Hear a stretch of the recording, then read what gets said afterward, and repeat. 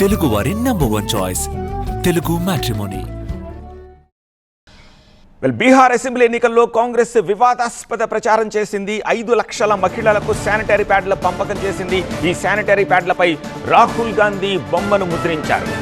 మాయి బెహనా యోజన కింద 2,500 రూపాయలు ఇస్తామని హామీ కూడా గుప్పించారు. కాంగ్రెస్ ప్రచారంపై ఇప్పుడు ఎన్డీఏ కూటమి నేతలు ఆగ్రహం వ్యక్తం చేస్తున్నారు. అసెంబ్లీ ఎన్నికల్లో బీహార్లో సత్తా చాటాలను చూస్తోన్న కాంగ్రెస్ నేతలు ఓట్ల కోసం రకరకాల ప్రచారాలు చేస్తున్నారు. 5 లక్షల మంది మహిళలకు శానిటరీ ప్యాడ్లను కాంగ్రెస్ నేతలు పంపిణీ చేస్తున్నారు. అంతవరకు బాగానే ఉంది, కానీ ఆ శానిటరీ ప్యాడ్ల కవర్పై రాహుల్ గాంధీ బొమ్మ పెట్టడంపై వివాదం రాజుకుంది. కాంగ్రెస్ పార్టీ ప్రచారంపై బీజేపీ, జేడీయూ నేతలు మండిపడుతున్నారు.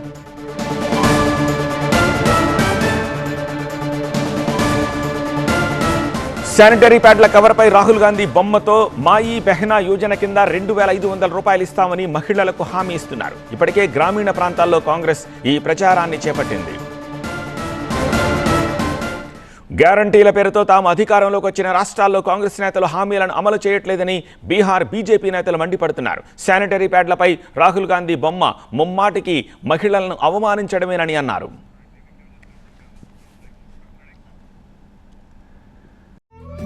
తెలుగు వారి #1 చాయిస్ తెలుగు మ్యాట్రిమోనీ.